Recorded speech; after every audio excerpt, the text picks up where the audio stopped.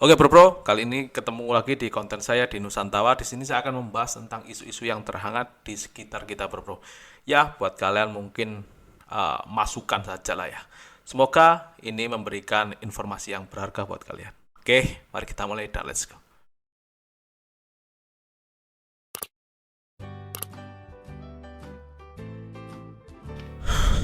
Oke bro, ketemu lagi di channel saya bro, yaitu di Edo Wijaya. Di sini saya bahas konten reaction, kemudian ada juga tentang isu-isu yang ada di sekitar kita, yaitu di Nusantawa seperti sekarang ini bro.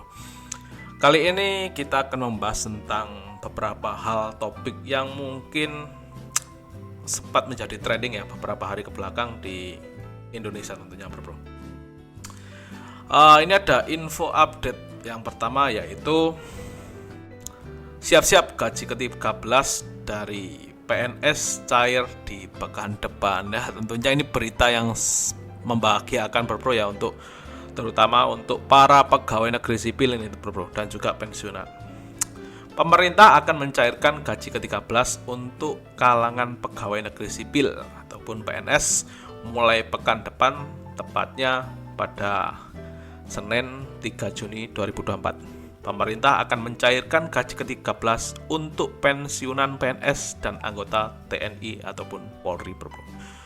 Kayaknya didulukan yang pensiunan dulu. Sementara itu untuk pencairan gaji ke-13 PNS dan TNI Polri yang masih aktif akan ditetapkan pada bulan Juni 2024 mendatang.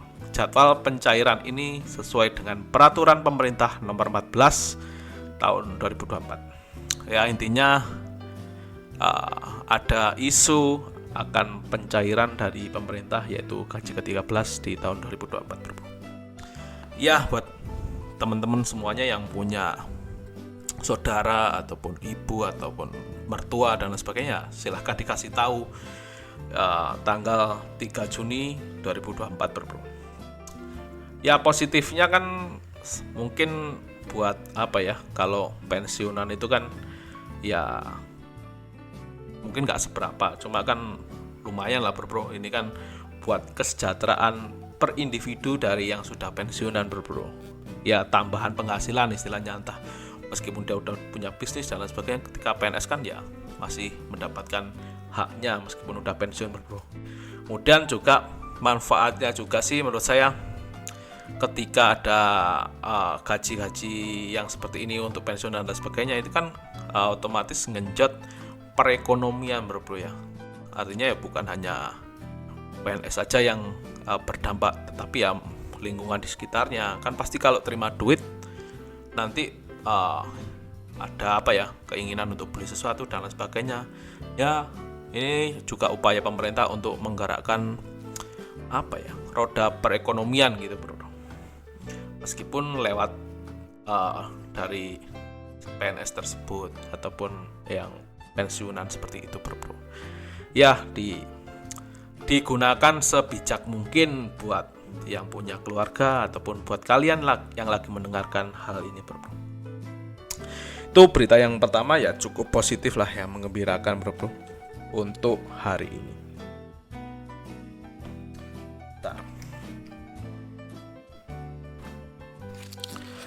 Sekarang masuk ke berita 2 bro. Berita kedua yaitu diduga buntuti Jampitsus Kejagung. Kemudian apa tugas dari Densus 88 sebenarnya? Ya, ini kemarin lagi ramai bro, antara Jaksa Agung Muda tindak pidana kasus Jampitsus Kejaksaan Agung, yaitu Kejagung, Febri Ardiansah, diduga dibuntuti oleh anggota Detasemen Khusus Anti Teror 88.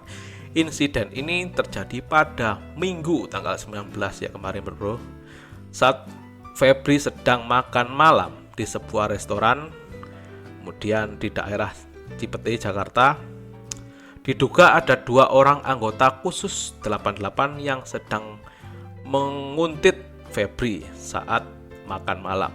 Pengamatan keamanan dan Center for Strategic and International Studies CSIS Fahrizal mengatakan Densus 88 semestinya tidak boleh ditugaskan untuk urusan di luar terorisme. Kalau ada kasus yang berhubungan dengan spionage atau kegiatan memata-matai, sudah tentu ini pelanggaran terhadap UU tersebut, kata dari Pak Niki tadi bro ya. Dikutip dari Kompas bro.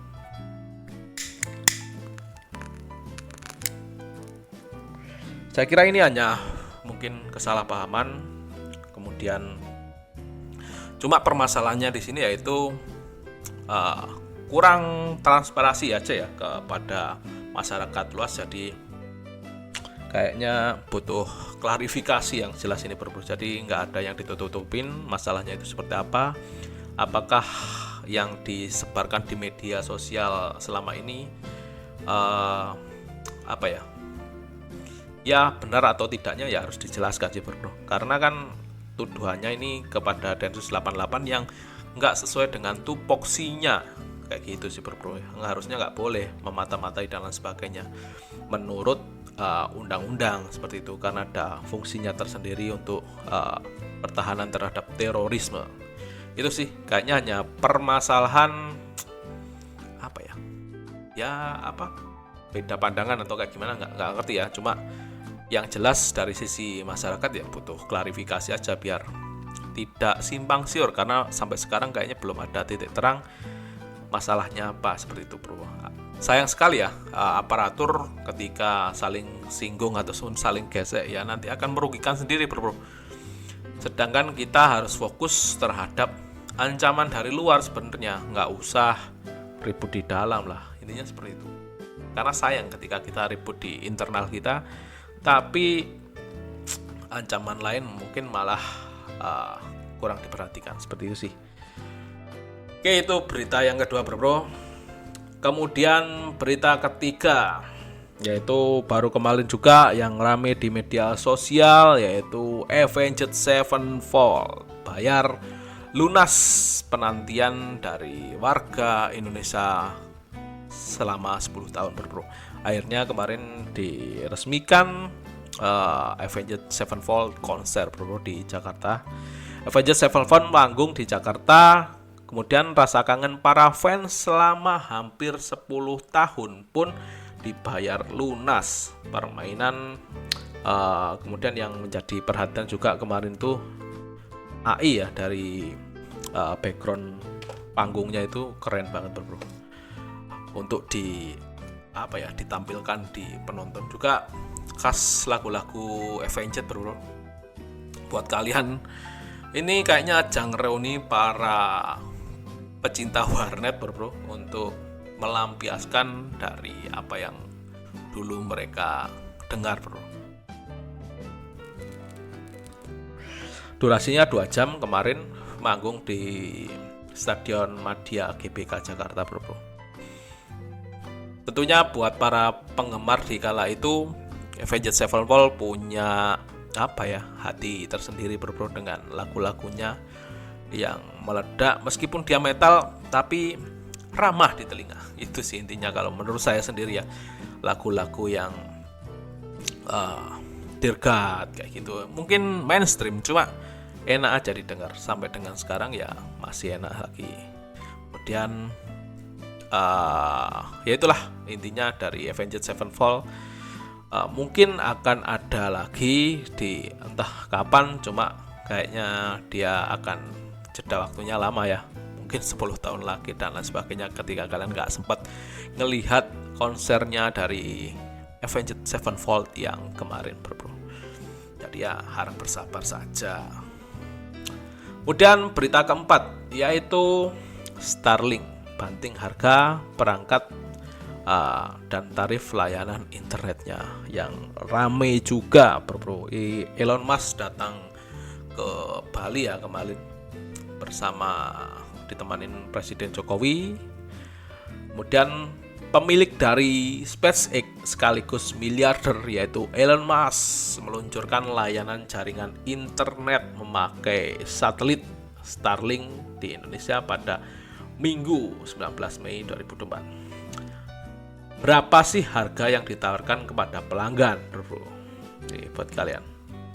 Penawaran untuk pelanggan awal berakhir 10 Juni, yaitu sekitar 7,8 juta bro. Kemudian ada juga yang 4,6 untuk perangkat kerasnya. Hal ini berarti pemangkasan harga itu hampir setengahnya. Sementara itu layanan internet Starlink menawarkan 3 jenis paket, antara lain residensial, rumah, kemudian untuk berpergian ataupun jelajah, dan juga di kapal perairan. Emang Elon Musk ini terkenal dengan inovasinya bro ya. Gebrakannya itu luar biasa. Tentunya yang paling fenomenal dulu terkait masalah Tesla dengan mobil listriknya, sekarang pun seperti itu. Di kalangan internet yang sudah menjamur dan lain sebagainya, dia masih bisa menciptakan inovasi itu, yang pelajaran yang berharga yang kita ambil dari Elon Musk bro.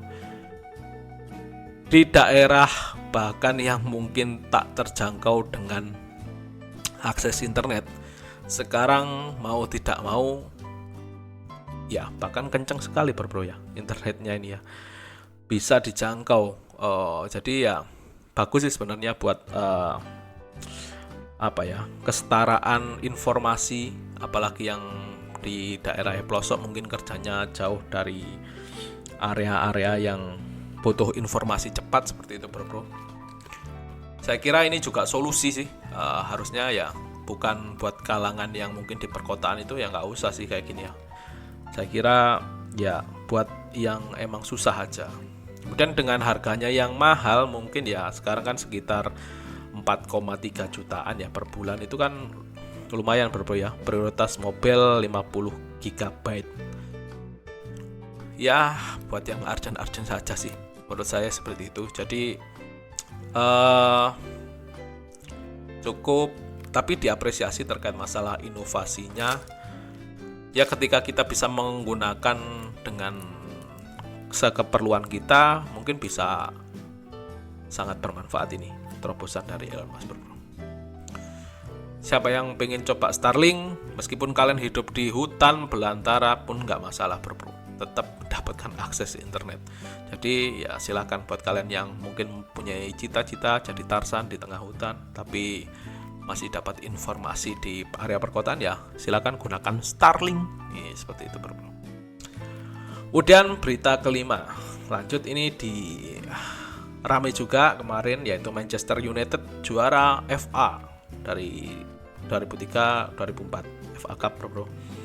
Yang disorotin yaitu Kobbie Mainoo, banjir pujian usai dari pahlawan Manchester United bro. Kobbie Mainoo banjir pujian usai jadi pahlawan Manchester United.